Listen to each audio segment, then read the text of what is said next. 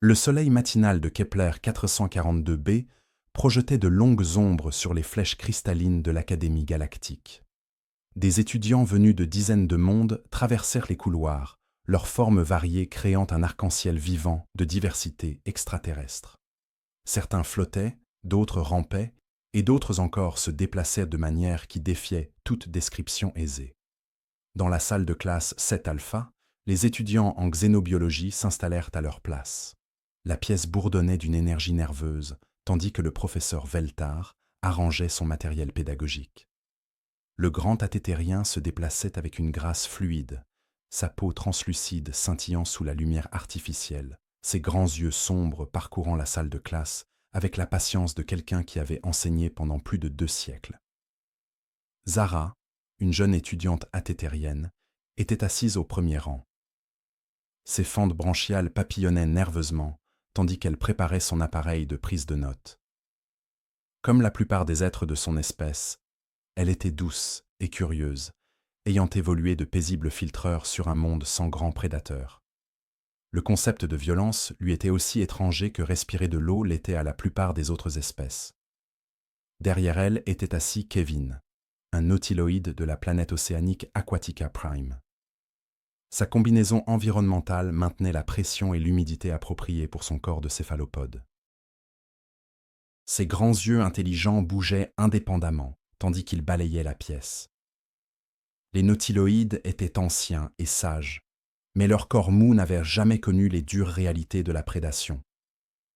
Ils avaient développé l'intelligence comme principale défense, vivant dans les océans profonds où peu de créatures pouvaient les menacer. Les étudiants granitiques occupaient le coin arrière. Leur corps rocheux était immobile et patient. Ces formes de vie à base de silicium, originaires du monde riche en minéraux de pétra, n'avaient jamais eu besoin de craindre quoi que ce soit. Ils absorbaient simplement les nutriments de leur environnement et grandissaient lentement pendant des siècles. Pour eux, le concept même qu'une créature en mange une autre était dérangeant et non naturel. Dispersés dans la pièce se trouvaient des apériens, dont les formes insectoïdes cliquetaient doucement en communiquant par fréquences subsoniques. Leurs yeux composés leur conféraient une excellente vision, mais leur monde d'origine avait été paisible pendant des millions d'années. Ils avaient évolué à partir de créatures similaires aux scarabées terrestres, mais sur un monde où la coopération et la pollinisation étaient les principales stratégies de survie. Dans le coin le plus reculé, presque oublié des autres, était assis Jake Morrison. Âgé de 19 ans, il était jeune même selon les normes humaines et ancien selon les normes de la plupart des autres espèces qui n'atteignaient pas la maturité intellectuelle avant leurs 40 ou 50 ans. Ses cheveux bruns étaient légèrement en bataille, et ses vêtements décontractés contrastaient avec les robes académiques formelles portées par la plupart des étudiants. Jake était à l'académie depuis 6 mois maintenant, participant au premier programme d'échange humain. La plupart des étudiants le traitaient avec gentillesse, mais à distance, comme un animal de compagnie curieux, ou un jeune enfant qui aurait par hasard pénétré dans une salle de classe d'adultes. Il trouvait son enthousiasme charmant mais naïf, ses questions simples mais sincères. Le professeur Veltar rappela la classe à l'ordre. Sa voix avait la qualité musicale typique de son espèce, chaque mot s'écoulant dans le suivant comme de l'eau sur des pierres. Étudiants, aujourd'hui nous commençons une nouvelle unité de notre programme de xénobiologie. Nous étudierons la psychologie et le comportement des prédateurs. Une vague d'agitation inconfortable parcourut la salle de classe. Les fentes branchiales de Zara se resserrèrent sous le coup du malaise. Kevin se rétracta partiellement dans sa coquille, ne laissant apparaître que ses pédoncules oculaires. Même les rochers habituellement stoïques des étudiants granitiques semblèrent se contracter. « Je comprends que ce sujet mette beaucoup d'entre vous mal à l'aise, » continua le professeur, d'une voix douce et rassurante. « La prédation est, heureusement, rare dans notre communauté galactique actuelle. La plupart des espèces membres ont évolué à partir d'herbivores, de filtreurs ou d'absorbeurs d'énergie. Cependant, il est important que nous comprenions toutes les formes de vie, y compris celles qui peuvent sembler étrangères à nos expériences. » Jake se pencha légèrement en avant, réellement intéressé, tandis que ses camarades montrèrent des signes de détresse. Il semblait curieux et engagé. Il sortit sa tablette et commença à prendre des notes, complètement inconscient de la différence de sa réaction par rapport aux autres dans la pièce. Les prédateurs, expliqua le professeur Veltar, sont des créatures qui ont évolué pour chasser et consommer d'autres êtres vivants. Ce comportement a façonné leur psychologie, leurs adaptations physiques et leur structure sociale, d'une manière que les espèces pacifiques trouvent souvent difficile à comprendre. Zara leva une main tremblante. « Professeur, pourquoi de telles créatures existent-elles? Sûrement, l'évolution favoriserait la coopération plutôt que la violence. » Le professeur Veltar hocha la tête avec approbation à la question. « Une excellente observation, Zara. Dans la plupart des environnements stables, la coopération s'avère en effet plus bénéfique. Cependant, la prédation peut apparaître dans des environnements où les ressources sont rares, où une croissance rapide de la population menace l'équilibre de l'écosystème, ou où les pressions environnementales créent une compétition intense pour la survie. » Il activa son affichage holographique, montrant un modèle de prédateur générique, élégant, musclé, avec des dents et des griffes acérées. Plusieurs étudiants haletèrent à l'image, et un zétérien émit un clic de détresse. « Remarquez les adaptations, » continua le professeur Veltar. « Des organes sensoriels améliorés pour détecter les proies, une musculature puissante pour la poursuite ou l'embuscade, des armes telles que des griffes, des crocs ou du venin pour maîtriser les victimes. Ce sont les marques d'une espèce prédatrice. » Jake leva la main nonchalamment. « Professeur, quand vous dites organes sensoriels améliorés, voulez-vous dire par rapport à leurs espèces proies ou par rapport aux non-prédateurs en général ?» La question surprit le professeur Veltar. La plupart des étudiants étaient trop troublés par le sujet pour poser des questions techniques. « Une distinction intéressante, Monsieur Morrison. Généralement, les prédateurs développent des sens améliorés par rapport à leurs proies disponibles. Cependant, certaines espèces pacifiques ont également développé des systèmes sensoriels sophistiqués à d'autres fins, navigation, communication ou surveillance de l'environnement. » Cela a du sens, acquiesça Jake en griffonnant des notes. Donc, l'amélioration est généralement spécifique aux applications de chasse plutôt qu'à une amélioration sensorielle générale. Zara se tourna pour fixer Jake avec étonnement. Comment pouvait-il discuter d'un sujet si horrible avec autant de calme? Les pédoncules oculaires de Kevin pivotèrent pour se concentrer sur l'étudiant humain, essayant de comprendre cette étrange réaction. Le professeur Veltar était ravi d'avoir au moins un étudiant s'impliquant dans le matériel. « Exactement, Monsieur Morrison. Maintenant, au-delà des adaptations physiques, les prédateurs développent également des traits psychologiques spécifiques. Ils doivent être capables de suivre et de poursuivre une proie, souvent sur de longues distances ou des périodes prolongées. Ils doivent être capables de violence sans la détresse émotionnelle que de telles actions causeraient chez les espèces pacifiques. » Le silence tomba dans la salle de classe, rompu seulement par le doux grattement du stylet de Jake sur sa tablette. Les autres étudiants restèrent figés, essayant de digérer des concepts qui semblaient fondamentalement erronés pour leur nature pacifique. « Demain, » annonça le professeur Veltar, « nous observerons ces principes en action. J'ai organisé une démonstration en direct en utilisant un spécimen de notre installation de recherche. » La classe fut renvoyée. Alors que les étudiants sortaient, bavardant nerveusement entre eux, Jake resta assis, relisant ses notes. Il était sincèrement enthousiasmé par la leçon du lendemain, complètement inconscient que son intérêt calme pour la psychologie des prédateurs avait déjà commencé à troubler ses camarades de classe et son professeur. Le lendemain matin, la salle de classe 7 Alpha avait une toute autre atmosphère. Le bavardage joyeux habituel avait fait place à des murmures nerveux et des mouvements anxieux. Les étudiants étaient arrivés tôt, mais beaucoup s'étaient installés le plus loin possible de l'avant de la pièce. Certains avaient même sauté le petit déjeuner, l'estomac trop dérangé pour manger.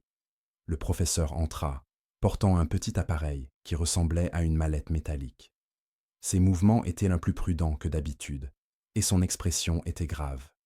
L'appareil dans ses mains bourdonnait doucement d'une énergie contenue. Jake remarqua que plusieurs sièges étaient vides. 3 étudiants athétériens avaient apparemment décidé de ne pas assister, et 2 des apyriens manquaient également. Ceux qui étaient devenus semblaient pâles et nerveux. Zara était assise rigidement sur sa chaise, ses fentes branchiales s'ouvrant et se fermant rapidement selon un schéma qui montrait un stress extrême. « Étudiants !» commença le professeur Veltard, sa voix mélodieuse plus sourde que d'habitude. « Je tiens à vous rappeler que la démonstration d'aujourd'hui est absolument sans danger. Le spécimen est contenu dans de multiples couches de champs de sécurité. Cependant, si quelqu'un se sent trop mal à l'aise pour continuer, vous pouvez partir sans pénalité pour votre note. » Personne ne bougea, mais Jake put voir plusieurs étudiants considérer l'offre. Kevin s'était tellement rétracté dans sa coquille que seules les pointes de ses pédoncules oculaires étaient visibles. L'un des étudiants granitiques s'était même compressé en une forme plus petite et plus dense. Le professeur Veltard posa le dispositif de confinement sur son bureau et commença à activer divers contrôles. La créature que nous allons observer aujourd'hui s'appelle une griffe de rasoir. Elle vient du monde natal des Apyriens, bien que je doive noter qu'elle a évolué sur un continent différent de celui de nos camarades de classe Apyriens. L'espèce est éteinte dans la nature depuis plus de 3000 ans, mais nous maintenons de petites populations à des fins de recherche. Un étudiant zapyrien cliqueta nerveusement. « Professeur, comment ont-ils disparu ? » « Des changements environnementaux et la concurrence d'espèces plus performantes, » répondit le professeur Veltard diplomatiquement. Il ne mentionna pas que les Apyriens eux-mêmes avaient systématiquement éliminé les griffes de rasoir une fois qu'ils eurent développé une technologie avancée, les considérant trop dangereux pour coexister. Le dispositif de confinement commença à luire et un champ d'énergie chatoyant apparut au centre de la salle de classe. Il formait un cube d'environ 3 mètres de côté, crépitant doucement d'une lumière bleue. Le champ était complètement transparent, mais tout le monde pouvait sentir la puissance qui y résonnait. Le professeur Veltard fit un dernier ajustement à ses commandes et quelque chose commença à se matérialiser à l'intérieur du champ de confinement. Au début, il n'y avait qu'une ombre, puis une forme imprécise, et finalement la créature elle-même devint solide et réelle. Le Razorclaw, haut de près de 2,10 mètres, se dressait sur de puissantes pattes arrière. Son corps était recouvert d'écailles sombres et modélées qui semblaient absorber la lumière. Des épaules massives soutenaient des bras se terminant par des griffes de la longueur de couteaux de table. Sa tête était anguleuse et prédatrice, avec des yeux jaunes qui semblaient briller d'une lumière propre. Des rangées de dents acérées étaient visibles même lorsque sa gueule était fermée. La réaction dans la salle de classe fut immédiate et spectaculaire. Zara laissa échapper un sifflement aigu de terreur et plaqua ses mains sur ses fentes branchiales. 3 élèves s'évanouirent instantanément, leur corps heurtant le sol avec de légers bruits sourds. Kevin disparut complètement dans sa carapace avec un claquement humide. La créature se déplaçait avec une grâce fluide à l'intérieur de son champ de confinement, testant les limites par de désinvoltes coups de griffe. Des étincelles électriques jaillissaient là où ses serres rencontraient la barrière énergétique, mais le champ tenait bon. Le Razorclaw semblait indifférent à son emprisonnement, se déplaçant comme un athlète professionnel, s'échauffant pour une compétition. « Observez la posture et les mouvements de la créature », dit le professeur Veltard, sa voix légèrement tendue, alors qu'il s'efforçait de maintenir son professionnalisme, tandis que la moitié de sa classe se terrait de peur. Remarquez comme elle maintient un équilibre parfait, même en explorant son environnement. Voyez comme sa tête bouge constamment, cherchant menaces et opportunités. Les yeux jaunes du Razorclaw balayèrent la salle de classe, étudiant chaque élève tour à tour.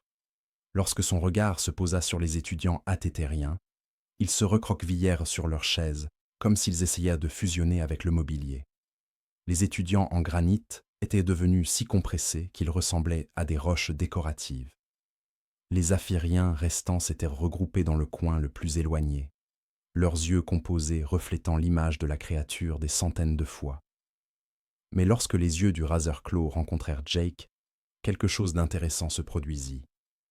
L'étudiant humain était penché en avant sur sa chaise, étudiant la créature avec une fascination évidente. Il prenait des notes minutieuses, s'arrêtant parfois pour observer un mouvement ou un comportement particulier. Son expression était concentrée et analytique, comme celle d'un scientifique étudiant un spécimen intéressant. Le Razorclaw sembla remarquer la réaction différente de Jake. Il arrêta son arpentage désinvolte et se tourna pour lui faire face directement. Pendant un long moment, prédateurs et humains se regardèrent à travers le champ d'énergie. La créature inclina légèrement la tête, comme si elle était perplexe devant ce petit être qui ne montrait aucune peur. Jake continuait de prendre des notes, complètement inconscient que tous les autres étudiants conscients de la pièce le regardaient avec stupéfaction. Comment pouvait-il être si calme? Ne comprenait-il pas ce qu'il regardait? La principale méthode de chasse du Razorclaw est la prédation par embuscade, poursuivit le professeur Veltar, bien que sa voix tremblât légèrement en observant l'intense concentration de la créature sur Jake. Ils attendent cachés, souvent pendant des heures, avant de frapper leur proie avec une vitesse et une puissance explosives. Comme en réponse à la description, le Razorclaw bougea soudainement. Il bondit en avant dans un flou de mouvements, frappant le champ de confinement avec une force formidable. La barrière tint bon, mais l'impact envoya des vagues d'énergie visibles onduler à sa surface. Le son ressemblait au tonnerre, et des étincelles volèrent dans toutes les directions. Tous les élèves, sauf Jake, poussèrent des cris, s'évanouirent ou tentèrent de se cacher. Zara tomba de sa chaise et rampa sous son bureau. Les quelques Zafiriens encore conscients se dispersèrent comme des feuilles dans une tempête. Même le professeur Veltar recula d'un pas involontaire. Jake se contenta de lever les yeux de ses notes et observa l'attaque de la créature avec un intérêt professionnel. Il nota comment le Razorclaw avait contracté ses muscles avant de frapper, comment il avait calculé la distance et le timing, et comment il s'était immédiatement préparé pour une seconde attaque lorsque la première fut bloquée. La créature frappa à nouveau, cette fois avec les 2 griffes étendues. Encore une fois, la barrière tint bon, mais la force de l'impact fit trembler tout le système de confinement. Les lumières de la classe scintillèrent, et plusieurs élèves gémirent de terreur. Jake leva la main nonchalamment. « Professeur, est-ce un comportement de frappe typique pour l'espèce ou montre-t-il des signes de stress liés à la captivité ?» Le professeur Veltar fixa Jake avec une stupéfaction totale. Le reste de la classe, ceux qui étaient encore conscients, regarda l'étudiant humain comme s'il avait développé une seconde tête. Ici se tenait une créature qui incarnait tous les cauchemars que leurs espèces paisibles avaient jamais imaginés. Et ce jeune humain posait des questions techniques sur son comportement. Le Razorclaw avait également remarqué la réaction calme de Jake. Il arrêta ses attaques sur la barrière et se déplaça plus près du côté, face à l'étudiant humain. Ses yeux jaunes se fixèrent sur Jake avec une intensité qui mit même le professeur Veltar mal à l'aise. Mais Jake continua simplement à prendre des notes, levant occasionnellement les yeux pour observer les mouvements et la posture de la créature. Pour lui, ce n'était qu'une intéressante leçon de xénobiologie. Il ignorait que sa réaction ne ressemblait à rien de ce que ses camarades de classe avaient jamais vu, ou qu'il était sur le point de changer à jamais la façon dont tout le monde dans la pièce percevrait les humains. La salle de classe resta dans le chaos pendant plusieurs minutes après la démonstration explosive du Razorclaw. Les élèves émergèrent lentement de leur cachette, vérifiant que le champ de confinement fonctionnait toujours. Zara rampa de sous son bureau, ses fentes branchiales frémissant encore de panique. Les pédoncules oculaires de Kevin se hissèrent prudemment hors de sa carapace, inspectant la pièce à la recherche d'un danger. Le professeur Veltar s'efforça de rétablir l'ordre, aidant les élèves qui s'étaient évanouis et essayant de calmer ceux qui étaient encore conscients mais terrifiés. Ses propres mains tremblaient légèrement alors qu'il ajustait les commandes du champ de confinement, augmentant les niveaux de puissance pour s'assurer que la barrière tiendrait face à toute future attaque. Malgré tout, Jake continuait de prendre des notes. Il avait à peine réagi à la démonstration violente de la créature, la traitant comme un simple point de données supplémentaire dans ses observations. Tandis que ses camarades chuchotaient nerveusement entre eux à propos de l'horreur qu'ils venaient de vivre, Jake esquissait la posture d'attaque du Razorclaw et notait la synchronisation de ses mouvements. Le Razorclaw n'était pas revenu à son arpentage désinvolte. Au lieu de cela, il restait concentré sur Jake, se déplaçant lentement le long du bord du champ de confinement le plus proche de l'étudiant humain. Ses yeux jaunes ne quittèrent jamais le visage de Jake, et sa tête s'inclina sous divers angles, comme s'il tentait de comprendre quelque chose qui le déconcertait grandement. Le professeur Veltar remarqua le comportement de la créature et le trouva profondément troublant. En toutes ces années d'études des prédateurs, il n'avait jamais vu un Razorclaw montrer un intérêt aussi soutenu pour un individu spécifique. Habituellement, ils ignoraient les observateurs ou montraient une hostilité égale envers toutes les personnes présentes. « Monsieur Morrison !»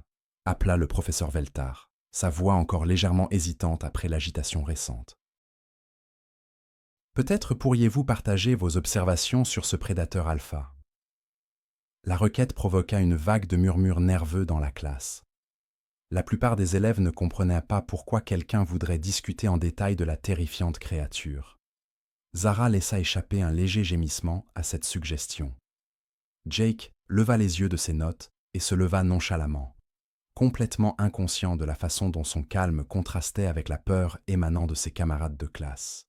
Il jeta un coup d'œil au Razorclaw, qui avait cessé de bouger et se tenait maintenant parfaitement immobile, le regardant avec une concentration intense.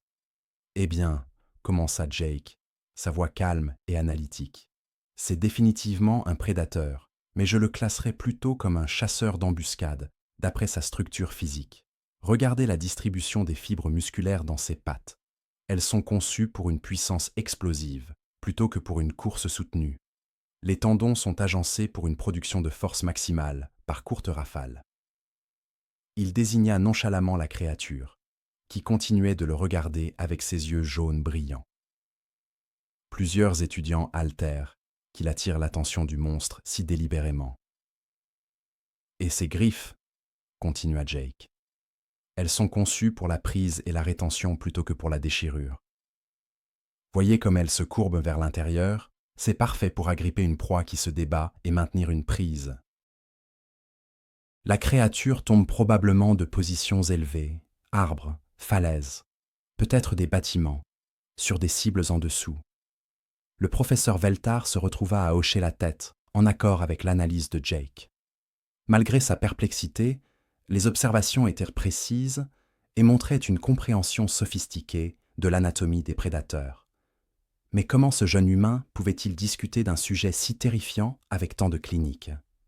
La structure de la mâchoire est intéressante aussi, ajouta Jake, s'animant sur son sujet. Ses dents ne sont pas conçues pour arracher la chair des os, comme on le verrait chez un charognard. Elles sont faites pour donner une morsure mortelle et ensuite avaler de gros morceaux de proie entiers. Il cible probablement des créatures d'environ la moitié de sa taille pour une efficacité optimale. Zara fixa Jake dans un choc total. Il décrivait les méthodes de mise à mort du monstre comme s'il discutait du temps qu'il faisait. Kevin avait étendu ses pédoncules oculaires encore plus loin de sa carapace, apparemment fasciné malgré sa terreur. Le Razorclaw se rapprocha du bord du champ de confinement, pressant sa gueule presque contre la barrière énergétique. Son souffle embua la surface du champ, tandis qu'il étudiait Jake, avec une intensité qui mettait le professeur Veltar de plus en plus mal à l'aise. « Ce qui est particulièrement intéressant, » poursuivit Jake, « c'est l'appareil sensoriel. Ses yeux sont clairement adaptés aux conditions de faible luminosité, probablement plus actifs pendant l'aube et le crépuscule, lorsque les espèces proies passent d'activité diurne à nocturne.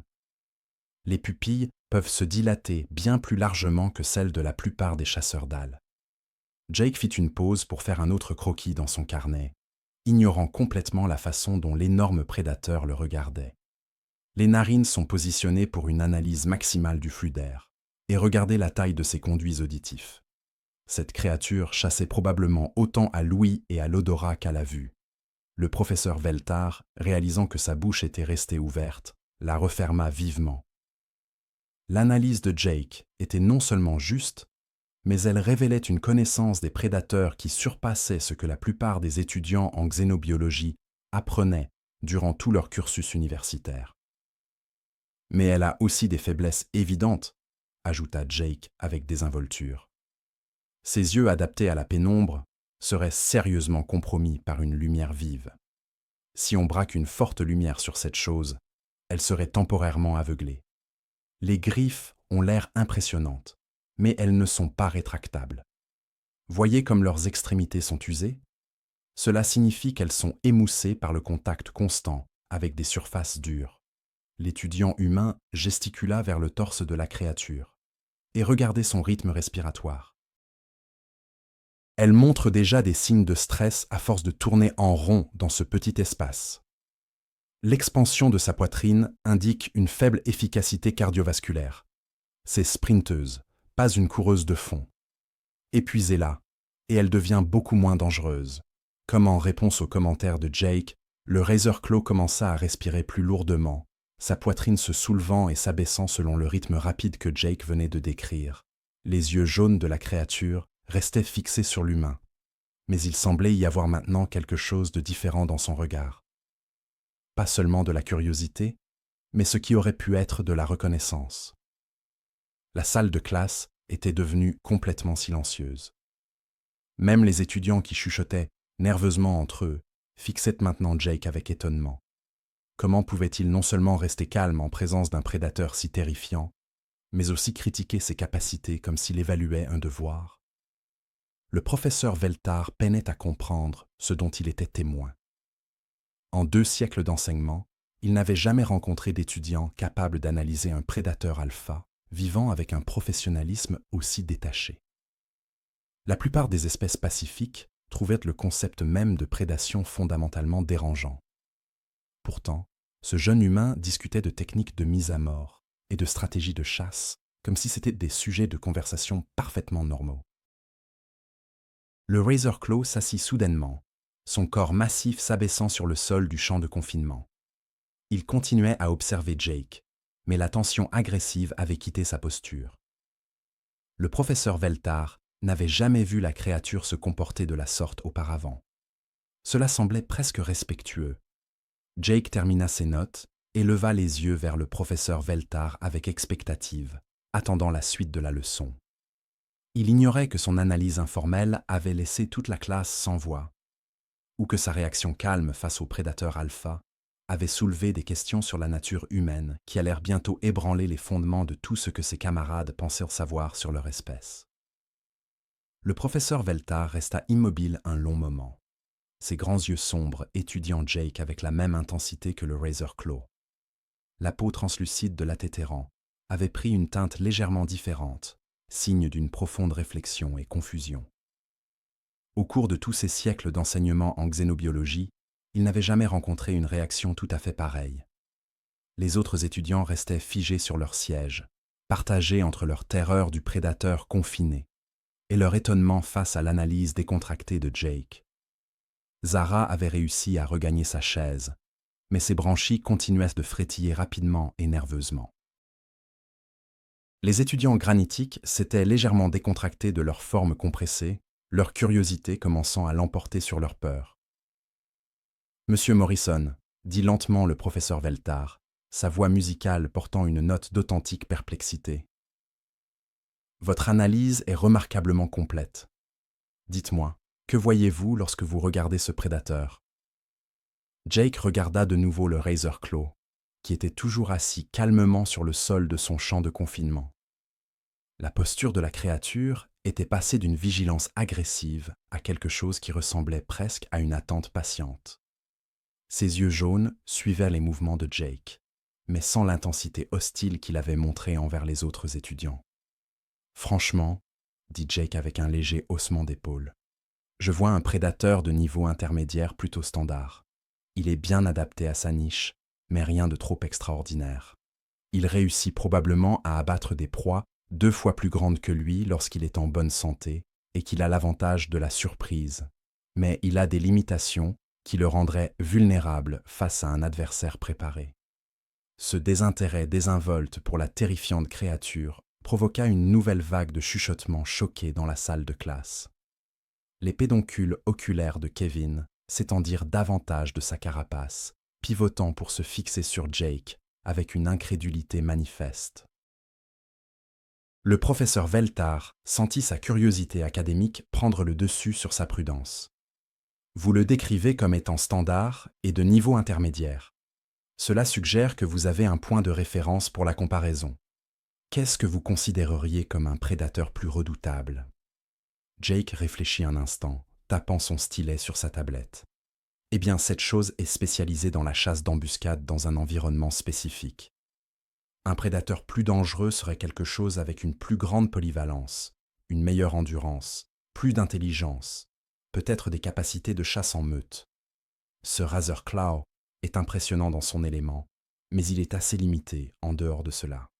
Le Razor Claw inclina la tête aux paroles de Jake, et le professeur Veltar aurait juré que la créature comprenait qu'elle était évaluée. L'universitaire en lui était fasciné, mais quelque chose de plus profond commençait à l'inquiéter concernant toute cette interaction. L'inefficacité respiratoire est une faiblesse majeure, poursuivit Jake, chauffant à l'analyse. Regardez comment son rythme respiratoire a augmenté, juste en étant assis. Cela suggère que son monde d'origine avait des conditions atmosphériques très spécifiques, probablement une teneur en oxygène plus élevée. Dans un environnement galactique standard, il fonctionne déjà à capacité réduite. Zara leva une main tremblante. « Jake, comment en sais-tu autant sur l'anatomie des prédateurs ? C'est censé être du nouveau matériel pour nous tous. » Jake eut l'air vraiment surpris par la question. « Je suppose qu'une partie de cela semble juste évidente. Je veux dire, la forme suit la fonction, non ? Quand on regarde comment quelque chose est construit, on peut deviner ce pourquoi il a été conçu. » La confusion du professeur Veltar s'intensifiait. L'analyse de Jake démontrait non seulement une connaissance académique, mais aussi une compréhension intuitive de la psychologie et des tactiques des prédateurs. C'était le genre de perspicacité qui venait généralement d'une expérience directe ou d'études approfondies, et non d'une observation fortuite. « Monsieur Morrison, » dit le professeur avec prudence, « lorsque vous analysez les méthodes de chasse de cette créature, vous parlez avec une certitude considérable. Auriez-vous par hasard étudié des espèces similaires lors de votre formation antérieure ? » « Pas exactement, » répondit Jake. « Mais les principes sont assez universels, non ? Utilisation efficace de l'énergie, sélection des cibles basée sur les rapports risque-récompense, adaptation environnementale pour un avantage maximal. C'est juste de la résolution de problèmes logiques. » L'étudiant humain regarda de nouveau le Razor Claw, qui continuait de l'observer avec ses yeux jaunes lumineux. Au lieu de montrer de la peur ou même du respect pour le dangereux prédateur, Jake le regardait avec ce qui ne pouvait être décrit que comme un intérêt professionnel. « La chose vraiment fascinante, » ajouta Jake, « c'est comment cette espèce a probablement disparu. D'après ses spécialisations, je suppose qu'elle a été surpassée par des prédateurs plus adaptables ou éliminée par des espèces proies qui ont développé de meilleures stratégies défensives. » Le professeur Veltar sentit un frisson parcourir sa peau translucide. Jake discutait de l'extinction d'un prédateur alpha, comme si c'était une issue naturelle et attendue. La plupart des espèces pacifiques percevaient l'extinction comme une tragédie, en particulier l'élimination violente d'une espèce par une autre. Vous suggérez que des espèces proies auraient pu éliminer leurs prédateurs ? Demanda le professeur, sa voix soigneusement neutre. Bien sûr, Jake hocha la tête avec désinvolture. Une fois qu'une espèce proie développe une intelligence et une technologie suffisantes, la relation prédateur-proie change radicalement. L'ancienne proie devient la force dominante et les prédateurs s'adaptent à une nouvelle niche ou disparaissent entièrement. La salle de classe devint silencieuse, à l'exception du doux bourdonnement du champ de confinement. La description factuelle de Jake sur la guerre des espèces fut livrée avec le même ton calme qu'il aurait pu utiliser pour discuter de la météo. Les autres étudiants le fixaient avec un malaise croissant. Le Razor Claw se leva soudainement, se déplaçant avec une grâce fluide pour se presser contre la barrière de confinement la plus proche de Jake. Pendant un instant, le prédateur et l'humain se croisèrent, le regard à travers le champ d'énergie. La respiration de la créature s'était stabilisée, et sa posture ne montrait aucune des tensions agressives qu'elle avait affichées plus tôt. Au lieu de reculer ou de montrer le moindre signe d'intimidation, Jake hocha simplement la tête en direction de la créature, dans ce qui ressemblait à une reconnaissance entre égaux. Le geste était si naturel et inconscient que Jake lui-même ne semblait pas s'être rendu compte de ce qu'il avait fait. Le professeur Veltar observa cet échange avec une alarme croissante. Le Razor Claw réagissait à Jake d'une manière qu'il n'avait jamais vue auparavant. La créature ne montrait pas les réactions typiques d'un prédateur en cage: frustration, agressivité ou démonstration territoriale. Au lieu de cela, elle semblait communiquer. « Classe !» dit le professeur, sa voix légèrement tendue. « Je pense que nous devrions faire une courte pause. Veuillez rester à vos places pendant que j'effectue quelques ajustements sur le système de confinement. » Mais il n'ajustait rien. Au lieu de cela, il activa son dispositif de communication et envoya un message urgent au docteur Lisa Park, la professeure humaine qui servait de conseillère pédagogique à Jake. Le message était bref mais urgent. « Veuillez venir immédiatement à la salle de classe 7 Alpha. J'ai besoin de vous parler du passé de votre étudiant. » Pendant que le professeur Veltar attendait la réponse du docteur Park, il observa Jake continuer à observer le Razor Claw avec un intérêt analytique calme. Le jeune humain prenait toujours des notes, esquissait des comportements et enregistrait des observations, comme s'il étudiait un spécimen de laboratoire plutôt que l'un des prédateurs les plus redoutés de la galaxie. La griffe rasoir restait pressée contre le champ de confinement, ses yeux jaunes rivés sur le visage de Jake. Pour la première fois de sa longue carrière universitaire, le professeur Veltar commença à se demander si la communauté galactique n'avait pas manqué de comprendre quelque chose chez les humains. La docteure Lisa Park arriva dans la salle de cours 7 Alpha quelques minutes après avoir reçu le message urgent du professeur Veltar. Elle marqua une pause dans l'encadrement de la porte, saisissant rapidement la scène devant elle. Les étudiants extraterrestres étaient regroupés, manifestement en détresse, beaucoup montrant encore des signes de choc et de peur. Le champ de confinement bourdonnait d'énergie au centre de la pièce, retenant ce qui était clairement un dangereux prédateur. Et il y avait Jake, assis calmement à sa place habituelle, prenant des notes comme si c'était une leçon tout à fait ordinaire. La docteure Park était elle-même une spécialiste en xénobiologie, l'une des premières humaines à rejoindre le corps professoral de l'Académie. À 45 ans, elle avait passé la dernière décennie à étudier les espèces pacifiques de la communauté galactique et à servir de liaison culturelle pour les quelques étudiants humains qui fréquentèrent l'Académie. Elle reconnut immédiatement les signes d'une classe remplie d'espèces herbivores qui venaient de rencontrer quelque chose bien au-delà de leur zone de confort. « Je vois que vous étudiez la griffe rasoir, » dit-elle joyeusement, son ton volontairement léger et désinvolte. « Jake, rappelle-moi, comment cela se compare-t-il au prédateur de ton devoir de la semaine dernière ?» L'unité de traduction du professeur Veltar capta les mots, mais leur signification sembla le déconcerter. Devoir sur les prédateurs. Quel genre de système éducatif donnerait aux étudiants des devoirs sur de telles créatures perturbantes? Jake leva les yeux de ses notes avec un enthousiasme sincère. Eh bien, c'est définitivement plus impressionnant qu'un puma, mais probablement moins dangereux qu'un grizzly en combat rapproché. La force de la morsure semble comparable à celle d'un grand félin, peut-être 1200 PSI. Rien à voir avec un crocodile, cependant. Ceux-là peuvent atteindre plus de 3000 PSI. Les étudiants extraterrestres fixèrent Jake avec une confusion et une horreur grandissantes.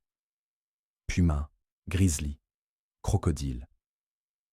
Les unités de traduction fonctionnaient, mais le contexte n'avait aucun sens. Ces noms semblaient désigner de véritables créatures, non des monstres fictionnels issus de l'industrie du divertissement. Les fentes branchiales du professeur Veltar commencèrent à s'agiter rapidement.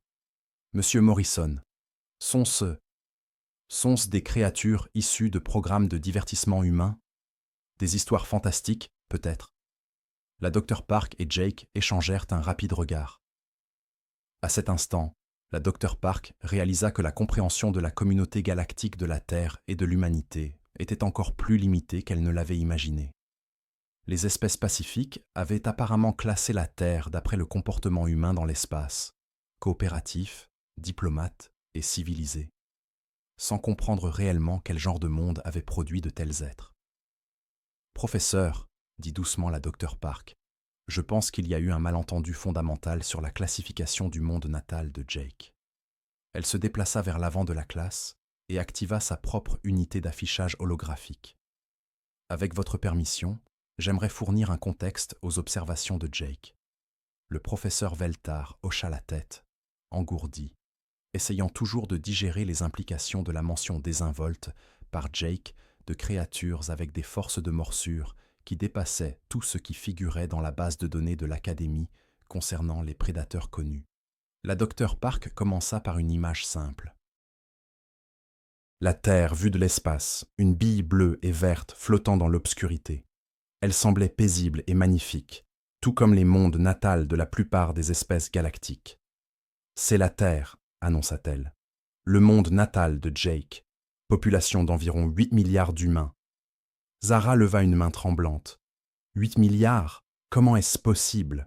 La plupart des mondes peuvent à peine soutenir quelques centaines de millions d'êtres sapiens sans effondrement écologique. » C'est parce que la plupart des mondes n'ont pas de compétition stimulant une adaptation évolutive rapide, répondit la docteur Park. La Terre est ce que nous appelons un monde de mort, une planète où la survie exige une adaptation et une compétition constante. Elle changea l'affichage pour montrer un grand requin blanc surgissant de la surface de l'océan. Ses mâchoires massives remplies de rangées de dents acérées.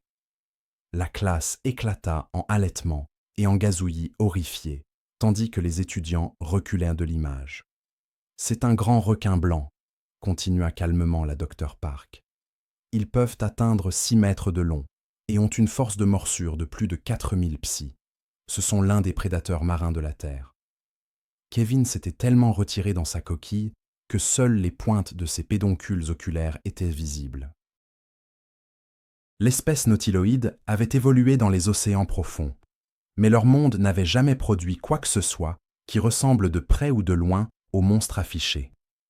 Le professeur Veltar fixa l'image avec incrédulité. « Cette créature, elle existe réellement sur votre monde natal? » « Oh oui. » Jake hocha la tête nonchalamment. Bien qu'ils ne soient pas vraiment dangereux pour les humains, les attaques de requins sont assez rares. Vous avez plus de chances d'être frappé par la foudre. Le dédain désinvolte d'un prédateur de 4000 PSI, qualifié de « pas vraiment dangereux », provoqua une autre vague de silence choqué dans la classe. La docteur Park continua la présentation, montrant image après image la faune terrestre. Un tigre de Sibérie traquant dans la neige, ses rayures oranges et noires offrant un camouflage parfait. Un grizzly de 2,7 mètres de haut sur ses pattes arrière, ses griffes massives étendues. Un crocodile marin flottant immobile dans l'eau trouble, seuls ses yeux visibles au-dessus de la surface. À chaque nouvelle image, les étudiants extraterrestres semblaient se recroqueviller davantage. Les étudiants granitiques s'étaient compressés en forme si dense qu'ils ressemblaient à des pierres décoratives. Les étudiants athétériens hyperventilaient par leurs fentes branchiales. Même les éphériens, d'habitude stoïques, cliquaient frénétiquement à leur fréquence de détresse subsonique. « Ce sont les voisins de Jake », expliqua la docteur Park avec un calme factuel. « Les créatures qu'il a appris à connaître à l'école primaire. » Elle leur montra des lions africains chassant en meute coordonnée. Leur travail d'équipe et leur stratégie évidente dans chaque mouvement. Des serpents venimeux qui pouvaient tuer d'une seule morsure. Des fourmis légionnaires se déplaçant en essaims de millions, capables d'arracher la chair des os en quelques minutes. « Vous voyez » ajouta Jake de manière utile. « La Terre est ce que vous appelleriez un environnement compétitif. Presque tout ce qui s'y trouve essaie soit de manger autre chose, soit d'éviter d'être mangé, soit les deux. Les humains ne sont pas devenus l'espèce dominante parce que nous sommes les plus forts ou les plus rapides.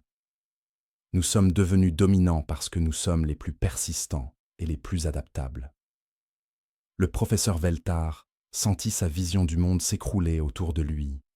Sa voix sortit à peine en un murmure. « Vous voulez dire que vous avez évolué aux côtés de tous ces super prédateurs ? » « Pas seulement à leurs côtés, » corrigea Jake avec un léger sourire. « Nous les avons chassés. C'est pourquoi la plupart des mégafaunes vraiment dangereuses ont disparu. Les humains étaient tout simplement trop doués pour la persévérance, la chasse et l'utilisation d'outils. » La griffe rasoir, qui avait observé tranquillement l'intégralité de cet échange, se rapprocha soudainement du champ de confinement. Ses yeux jaunes étaient fixés sur Jake, avec ce qui ne pouvait être décrit que comme de la reconnaissance. Pour la première fois depuis sa capture, la créature semblait calme, presque respectueuse. La Dr Park remarqua le comportement de la créature et hocha la tête avec approbation. « Même les super-prédateurs reconnaissent les leurs », murmura-t-elle trop doucement pour que les unités de traduction le captent. Mais le professeur Veltar commençait à comprendre. Les pièces du puzzle s'assemblaient avec une clarté terrifiante. L'analyse désinvolte de la griffe rasoir par Jake, sa compréhension instinctive de la psychologie des prédateurs, son absence totale de peur en présence d'une créature qui terrifiait tous les autres étudiants de la pièce. « Monsieur Morrison, » dit lentement le professeur Veltar, « que sont exactement les humains ?» Jake parut sincèrement surpris par la question du professeur Veltar. Il regarda la Dr Park, qui lui fit un signe de tête encourageant. Il était clair que le temps des échanges culturels délicats était révolu et que la vérité devait être dite. « Eh bien, » commença lentement Jake, « je suppose que nous sommes des prédateurs de persévérance. Nous sommes techniquement omnivores, donc nous mangeons aussi des plantes. Mais quand on regarde nos adaptations évolutives, » il fit une pause, réfléchissant à la manière d'expliquer quelque chose qui lui semblait évident. La Dr Park s'avança pour l'aider.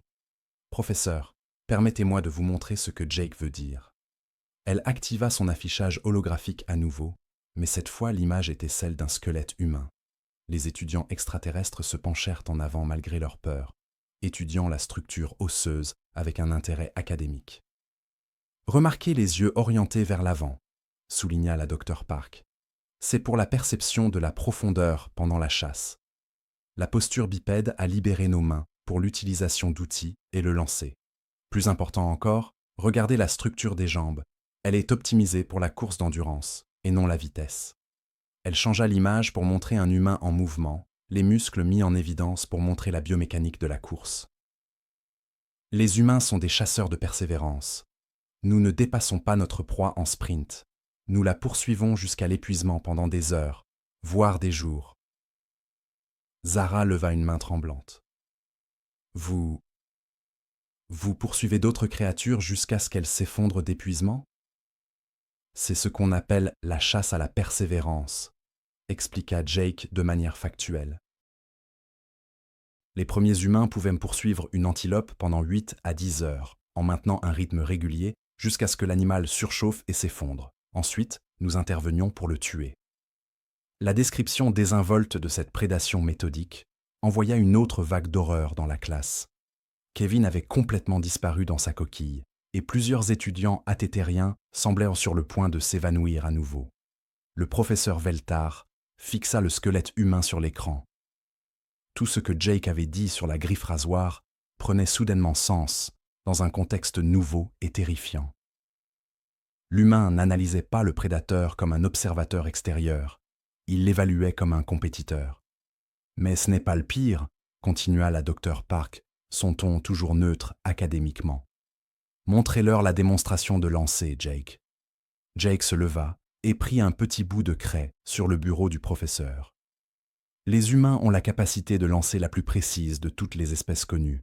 Nous pouvons toucher des cibles en mouvement jusqu'à 100 mètres. D'un geste désinvolte, il lança la craie à travers la pièce, atteignant un point précis du mur avec une précision impeccable. Cette simple démonstration lui parut d'une certaine manière plus effrayante que toutes les images de prédateurs terrestres réunis. Les étudiants extraterrestres fixaient les mains de Jake. Ces mêmes mains qui avaient pris des notes et gesticulaient avec désinvolture, comme s'ils les voyaient pour la première fois. Les premiers hommes pouvaient abattre des oiseaux en vol avec des pierres. La Dr Park expliqua « Nous avons développé des techniques de lancer de lance capables de tuer des créatures bien plus grandes que nous à des distances sûres, mais le véritable avantage résidait dans notre coopération sociale. » Elle montra une image d'humains primitifs chassant un mammouth, travaillant ensemble avec des tactiques coordonnées et des armes rudimentaires. L'énorme créature était entourée de petites silhouettes, mais le résultat était sans appel. Les humains gagnaient. Une chasse en meute. Jake ajouta « Les humains ont appris à travailler ensemble pour abattre des proies qu'aucun individu ne pouvait gérer seul. Nous avons développé le langage spécifiquement pour coordonner les chasses de groupe. Nous avons élaboré des plans, posé des pièges et utilisé des outils pour multiplier notre efficacité. Le Razor Claw se pressa contre le champ de confinement, ses yeux jaunes fixés sur Jake avec une reconnaissance évidente. La créature comprenait ce qu'elle voyait. Un autre prédateur suprême, peut-être plus dangereux qu'elle. Le professeur Veltar retrouva sa voix, bien qu'elle ne fût qu'un murmure. Combien de temps ce comportement de chasse a-t-il perduré?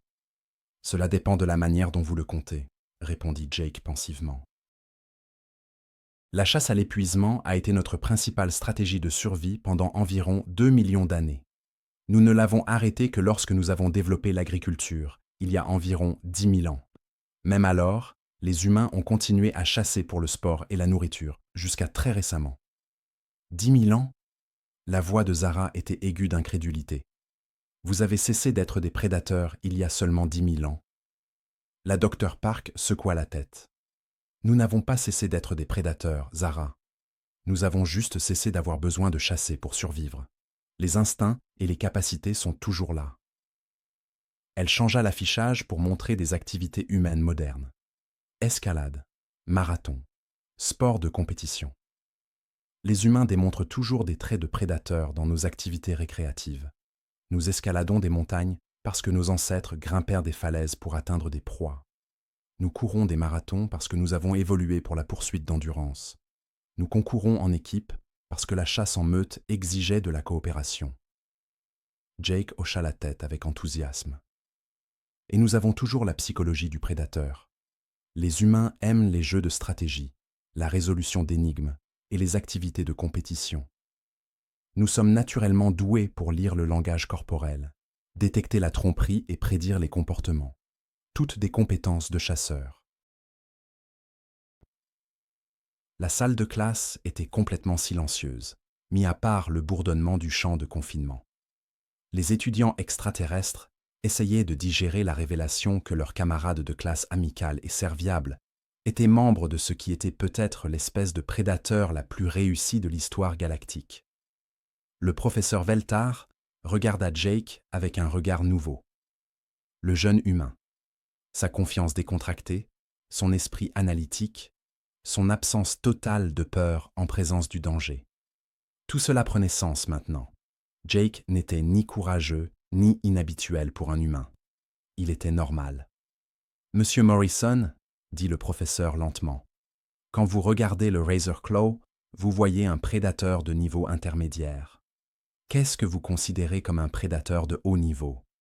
Jake jeta un coup d'œil à la créature dans le champ de confinement, puis de nouveau au professeur Veltar. Pour la première fois, il semblait réaliser que sa perspective pouvait être différente de celle de ses camarades de classe. « Eh bien, dit-il prudemment, je suppose que ce serait tout ce qui pourrait chasser les chasseurs. Quelque chose d'assez intelligent pour traquer les prédateurs persistants, d'assez adaptable pour survivre dans n'importe quel environnement, et d'assez social pour coordonner des stratégies complexes. » Il marqua une pause, regardant autour de lui ses camarades terrifiés. Quelque chose comme, eh bien, comme les humains, je suppose.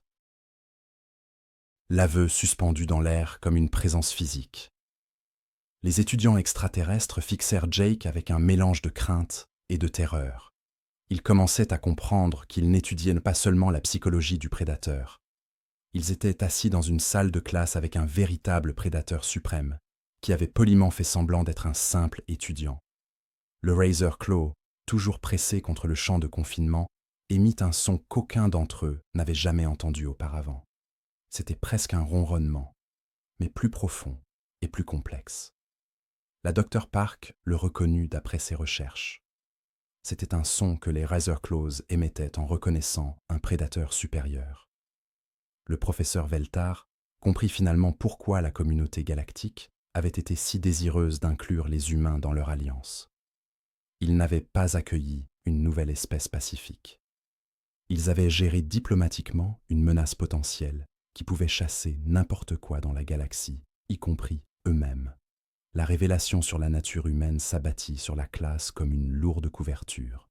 Les étudiants qui avaient passé des mois à traiter Jake comme un animal de compagnie curieux mais inoffensif le voyaient désormais sous un tout autre jour. Chaque geste désinvolte, chaque sourire amical, chaque offre d'aide pour partager des notes, prenait un nouveau sens lorsqu'on l'observait à travers le prisme de la psychologie du prédateur suprême. Zara fut la première à retrouver sa voix. « Mais Jake, dit-elle, ses branchies palpitèrent de confusion. Tu es si gentil, tu nous aides avec nos études, tu partages ta nourriture, tu ne montres jamais d'agression. Comment peux-tu être un prédateur ?» Jake parut sincèrement perplexe face à la question. Pourquoi le fait d'être un prédateur me rendrait-il inamical? La prédation n'est qu'une stratégie alimentaire. Cela ne signifie pas que vous devez être cruel ou antisocial. La Dr Park acquiesça d'un air approbateur. C'est en fait une idée fausse courante chez les espèces pacifiques. Vous supposez que les prédateurs doivent être intrinsèquement violents ou hostiles, mais les prédateurs qui réussissent sont souvent très sociaux et coopératifs au sein de leur propre groupe. Elle changea l'affichage holographique pour montrer des loups chassant ensemble. Leur coordination et leur travail d'équipe étaient évidents dans chaque mouvement.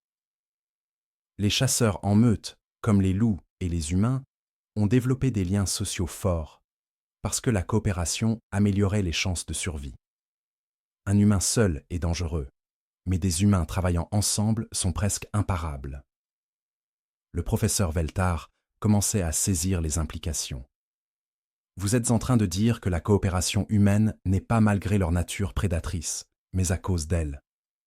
Exactement, dit Jake, se passionnant pour l'explication. Les premiers humains qui pouvaient travailler ensemble efficacement étaient de meilleurs chasseurs. Ils obtenaient plus de nourriture, avaient des descendants en meilleure santé et transmettaient leurs traits coopératifs. Sur des millions d'années, cela a créé une espèce à la fois très prédatrice et très sociale. Les pédoncules oculaires de Kevin émergèrent légèrement de sa carapace. Mais si les humains sont des prédateurs si efficaces, pourquoi ne nous chassez-vous pas? La question fit passer une onde nerveuse dans la salle de classe. C'était la peur qui rôdait sous la surface depuis le début de la révélation. Si les humains étaient des prédateurs suprêmes, qu'est-ce que cela signifiait pour les autres espèces de la galaxie? Jake parut sincèrement choqué par la suggestion. « Pourquoi vous chasserais-je? Vous n'êtes pas de la nourriture et vous ne me menacez pas. » Les humains ont appris il y a longtemps que la coopération avec d'autres espèces intelligentes est plus bénéfique que le conflit. La Dr Park développa l'explication de Jake.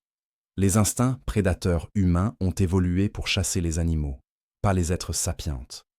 Lorsque les humains ont développé une intelligence supérieure et rencontré d'autres espèces intelligentes, ces mêmes instincts de coopération qui nous ont fait réussir en tant que chasseurs en meute, nous ont fait réussir en tant que diplomates. Elle montra des images de colonies humaines à travers l'histoire, démontrant comment la coopération et le commerce avaient toujours été préférés au conflit lorsqu'il s'agissait d'autres groupes humains. Les humains ont appris qu'une coexistence pacifique avec les voisins était plus profitable qu'une guerre constante. Nous avons appliqué la même logique aux relations interstellaires. Le professeur Veltar prenait des notes avec soin, son esprit académique tournant à plein régime pour assimiler ces nouvelles informations. Donc, l'agression humaine est contrôlable. C'est contextuel. Jake expliqua. Les humains peuvent être incroyablement dangereux lorsqu'ils sont menacés ou lorsqu'ils protègent d'autres personnes. Mais nous ne sommes pas bêtement violents. Nous avons développé des règles sociales complexes concernant le moment où la violence est appropriée et le moment où elle ne l'est pas. Le Razorclaw avait écouté tout cet échange avec un intérêt évident. Sa posture était passée de l'alerte agressive qu'il avait montrée plus tôt à quelque chose qui ressemblait presque à du respect. La créature semblait comprendre qu'elle était en présence d'un prédateur supérieur qui avait choisi la retenue plutôt que la domination. Zara leva une autre main tremblante. « Jake, quand tu as analysé les faiblesses du Razorclaw, tu pensais comment le vaincre, n'est-ce pas ?» Jake examina attentivement la question. J'analysais ses capacités. Oui, c'est ce que l'on fait quand on rencontre un prédateur inconnu. On évalue les menaces, on identifie les faiblesses et on planifie les réponses. C'est automatique pour les humains. L'aveu décontracté selon lequel Jake avait inconsciemment planifié de tuer la terrifiante créature devant eux provoqua une nouvelle vague de silence choqué dans la classe. « Mais cela ne signifie pas que je voulais le blesser », ajouta rapidement Jake, remarquant les réactions de ses camarades de classe. « C'est juste de la reconnaissance de forme, comme la façon dont vous pourriez calculer automatiquement la valeur nutritive des plantes. Vous voyez? Ou comment un nautiloïde pourrait cartographier instinctivement les courants d'eau. Les humains évaluent automatiquement les menaces et les opportunités potentielles. » La Dr Park décida d'aborder directement le problème majeur. « Chers étudiants, je comprends que cette nouvelle soit dérangeante. On vous a appris que la prédation est mauvaise ou non naturelle. Mais les prédateurs remplissent d'importantes fonctions écologiques. Ils contrôlent la croissance démographique, éliminent les individus faibles ou malades et stimulent l'adaptation évolutionnaire. » Elle changea l'affichage pour montrer l'écosystème terrestre en équilibre, avec des prédateurs et des proies coexistant dans un réseau complexe de relations. Les humains n'ont pas détruit la biosphère terrestre. Nous en sommes devenus une partie. Nous avons appris à gérer nos impulsions prédatrices pour le bien commun. Le professeur Veltar commençait à comprendre la situation dans son ensemble. Ceci éclaire le comportement humain au sein de la communauté galactique. Votre espèce n'a pas rejoint en tant que suppliante quémandant protection, mais comme des égaux proposant leur coopération. Bien plus que des égaux, déclara Jake posément. Lorsque les humains sont entrés en contact avec la civilisation galactique, nous étions probablement l'espèce la plus dangereuse que vous ayez jamais rencontrée. Pourtant, au lieu de la conquête, nous avons opté pour le partenariat. Le poids de cette affirmation s'installa dans la pièce. Chaque espèce de la communauté galactique avait été accueillie, car elle ne représentait aucune menace pour les membres existants. Les humains, eux, avaient été accueillis, bien qu'étant capables de pourchasser toute autre espèce de la galaxie. Kevin sortit davantage de sa coquille, sa curiosité l'emportant sur sa peur. Comment les humains maîtrisent-ils de tels instincts dangereux? Grâce à l'éducation et au conditionnement social, répondit le Dr Park. Dès leur plus jeune âge, on enseigne aux enfants humains que l'intelligence et la coopération sont plus précieuses que la force et l'agressivité. Nous avons canalisé nos instincts compétitifs vers l'art, la science, le sport et l'exploration. Jake acquiesça avec enthousiasme. Ça. C'est pourquoi les humains adorent tant les défis et l'exploration. Nous avons besoin de quelque chose à chasser. Alors, nous chassons la connaissance, ou nous chassons des solutions aux problèmes, ou nous chassons de nouvelles expériences. L'exploration spatiale n'est qu'une chasse à l'endurance appliquée à l'univers. La griffe de rasoir émit à nouveau ce profond ronronnement, et pour la première fois depuis sa capture, il se coucha dans une position détendue. Au fil des ans, la créature avait été en présence de dizaines de chercheurs et d'étudiants, mais elle n'avait jamais auparavant rencontré un autre prédateur suprême, ayant évolué au-delà du besoin de violence. Le professeur Veltar observa sa salle de classe, son regard se posant sur le mélange d'étudiants extraterrestres effrayés et fascinés, puis sur Jake, qui continuait à prendre des notes avec le même intérêt désinvolte affiché depuis le début. « Cours », dit le professeur lentement. « Je crois qu'il est impératif que nous révisions intégralement notre perception de la psychologie des prédateurs et potentiellement celle de l'humanité dans son ensemble. »